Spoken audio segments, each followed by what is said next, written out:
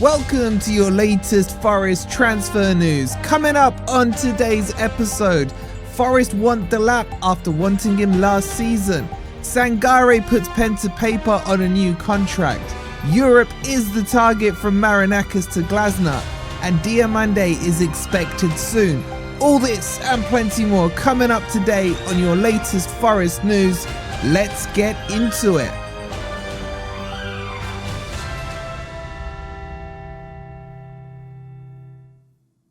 Hi guys, and welcome to your latest Forest transfer news. There's so much to talk about that we had to put it all in an intro for you. So make sure you've liked and subscribed. Make sure you check out OK Jerseys as well. New shirts out there. I'm going to be ordering mine. So make sure you use code FFTV15 for a further 15% off. Links in the description. Let's jump into the news, man. Talk about the transfer window getting into full swing. So Delap apparently is now on Forest shortlist, and I've had all the Chelsea lot coming at me saying, oh, it's come full circle. You said you call him Rory the crap and all this. Yes, at Chelsea, he's absolutely crap. But if you go back to the last score episode we did, I specifically said there's two players I would be interested in who I think would work at Forest. One was Visser and one was Rory the not so crap if he was at Forest.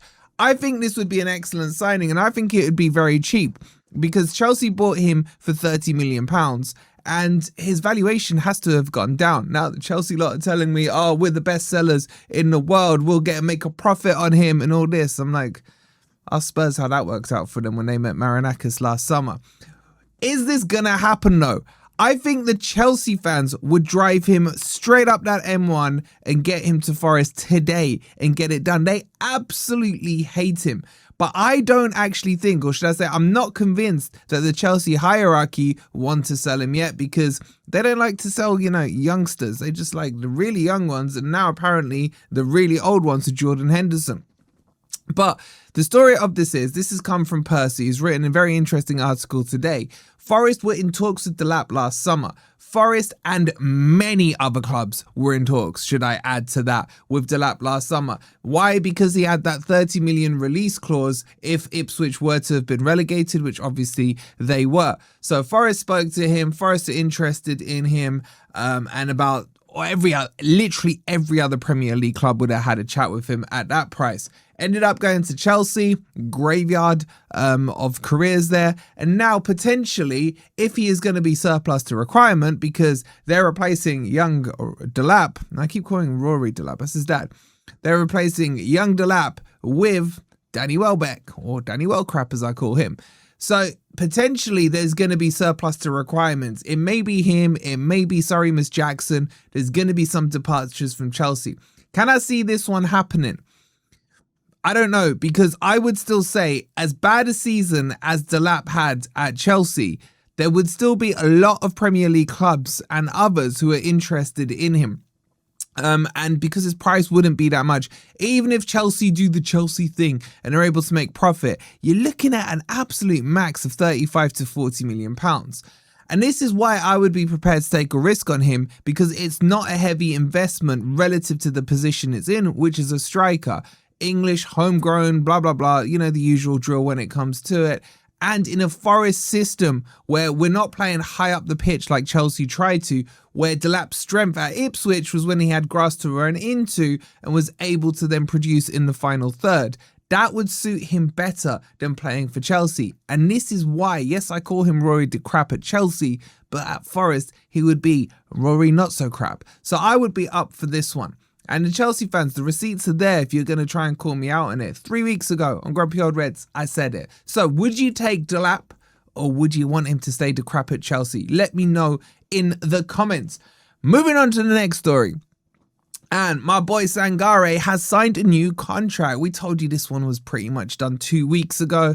But everything takes ages with Forest, doesn't it? So he has put pen to paper and he has signed a new deal, taking him up to 2029, a 3-year extension or whatever it is. I think this is a good signing, but I can't lie. I need to see Sangare in this Glasner formation to make a decision personally whether or not I think he works in it. Now, I've seen a lot of mixed reactions from you guys, so get your thoughts in the comments. Does he work under a Glasner style or not? I think the workload is too much on Sangare in that 6-6 or 8-8 or 6-8 that Glasner plays in the 3-4-2-1. I need convincing on it, and you guys know I've defended this guy. I've taken crap for defending this guy because he is quality. Now, I wouldn't get rid of him as such because, well, one, he signed a new contract, but two, he's got plenty of attributes that I admire in him. I just think the workload is potentially not going to suit his style. But I am more than happy to be convinced otherwise on it. And don't you lot be hypocrites who are about to call me out in the comments, because I can dig up the receipts on what you lot have said over the last few years on Sangare when I stood there firm defending him. But new contract confirmed by the club to 2029. More stories, let's keep going. So this is related back to the John Percy article, and it is said that the target for Forest, not necessarily this season, but the project, if you like, with Glasner is to get back into Europe. And Marinakis, we know his ambition. We know how badly he wants Forest to be a success just as much as we do. And the expectation is that he is going to give Glasner absolutely everything he wants to make sure he is a success at Forest. So it even talks about, the article is interesting. It talked about how the talks between Glasner and Marinakis had been going on for 3 weeks. They met in his favourite restaurant in Greece. Marinakis, when the opportunity was there to kind of swoop in, he did it. And contrary to what the Palace fans are saying to you, Glasner did have an offer sitting on the table from the likes of AC Milan, and he chose Forest over AC Milan. I mean, who wouldn't, right? So this is the target, and it literally says, hired to bring back European football. Glasner is targeting 4 new signings as well to help that. Marinakis is going to pave the way for all those new signings to come in. And there's loads. I mean, there's apparently rumours are saying we've signed Sarr as well. Not from Wolves, not from Palace. Some young kid who's being loaned out to Olympiacos for 20 million. Once I can verify that, I'll let you know. But those are the reports going round. So Glasner's given his demands in terms of the players he's wanted. Marinakis is obliging. But Forest do not want to be overpaying in this transfer window. This is why we're seeing some of these deals dragging out for so long, and it's getting semi-frustrating, for me at least, because I'm an impatient git. But we are getting closer to some of these closer than closest getting over the line. And who am I talking about here? I'm talking about Diomande.